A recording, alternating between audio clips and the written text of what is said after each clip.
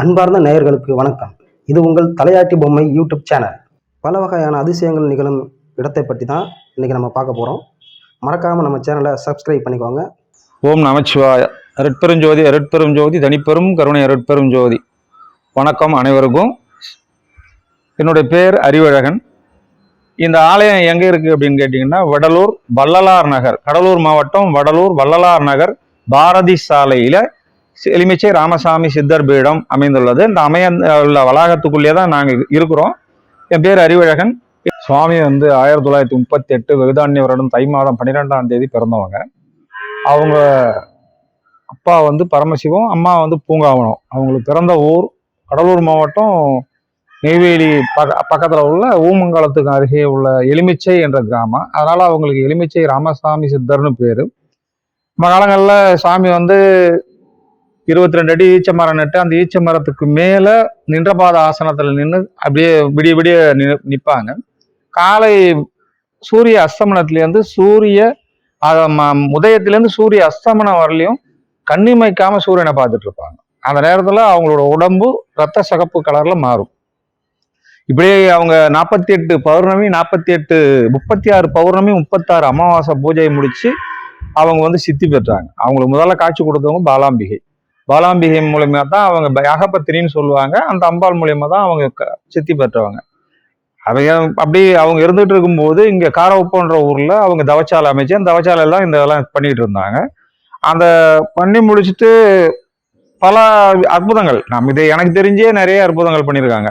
ஏன்னா எனக்கு அவங்க மறையும் போது 18 வயசு.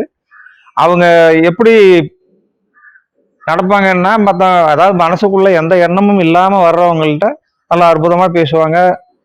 எந்த விதமான இது இல்லாம அழகா மரியாதையை கொடுத்து பேசுவாங்க. அதுவே மனசுல வேற எண்ணங்களோடு வர்றவங்கக்கிட்ட அவங்க பேசுறது வித்தியாசமா இருக்கும். இப்படியே இருந்துட்டு இருந்தாங்க.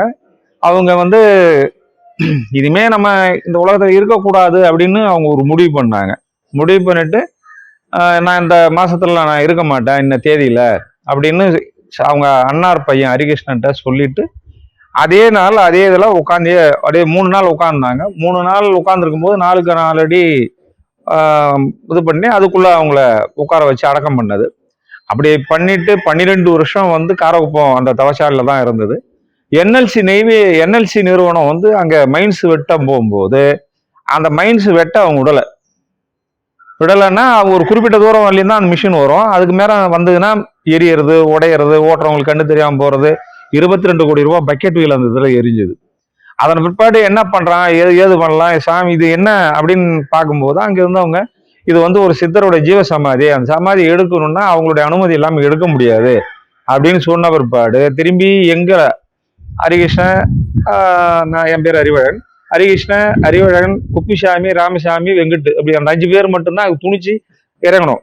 ஏன்னா சாமிக்கு ஒரு நினைவகம் வேணுமே அப்படின்றதுக்காக. அதே போல நாங்க என்எல்சி நிறுவனத்துல சொன்னது என்னன்னா, நாங்க 4க்கு 4 அடி அடக்கம் பண்ணது, ஆனா நீங்க 5க்கு 5 அடி அந்த சமாதியிலேருந்து இப்படி மண்ணு சிந்தாம எடுக்கணும் அப்படின்னு சொன்ன பிற்பாடு 5க்கு 5 அடி இரும்பு பெட்டி செஞ்சு உள்ள ஜேசிபி வேலை பறிச்சுட்டு உள்ள வச்சு கீழ்ப்பக்கம் ஆங்கிள் கொடுத்து வெள்ளடிச்சு தூக்கி கொண்டு இங்க வச்சு இந்த கோவில் கட்டினாங்க. அவங்க சாமி சித்தியானது 13/3/1989 பங்குனி மாதம் வளர்பிறை பூர நட்சத்திரம். அதுபோல பூர நட்சத்திரம் உள்ளவங்க இங்க வந்தாங்கன்னா அவங்களுக்கு ஒரு நல்ல மாற்றங்கள் கிடைக்கும். அதன் பிறகு இங்க கொண்டு வச்சாங்க. இன்னுமே அவங்க நிறைய அற்புதங்கள் பண்ணிக்கிட்டு தான் இருக்காங்க. இது வரையிலும் எனக்கு தெரிஞ்சு நிறைய விஷயங்களை அவங்க பண்ணி கொடுத்துருக்காங்க. நிறைய பேருக்கு குழந்தை இல்லாமல் வர்றவங்களுக்கு, இந்த மாதிரி நோய் நொடியோட வர்றவங்களுக்கு இதெல்லாம் அவங்களுடைய பிணி இந்த இடத்துல விலகணும்னு தான் கண்டிப்பா அவங்க விலைக்கு விடுவாங்க. இது போல இன்னுமே அந்த அற்புதம் நடந்துகிட்டு தான் இருக்கு. அவங்க இருக்கும்போது தலை வேற, கை வேற, கால் வேற கடந்ததை பார்த்துட்டு நானே எங்க அப்பா 2 பேரும் ஒடியாந்தோம். பயந்துக்கிட்டு யாரை வெட்டி போட்டாங்க சாமி அப்படின்ட்டு.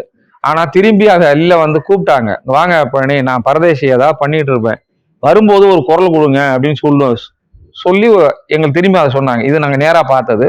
அதே வானத்துல பறந்ததை பார்த்துருக்குறேன்.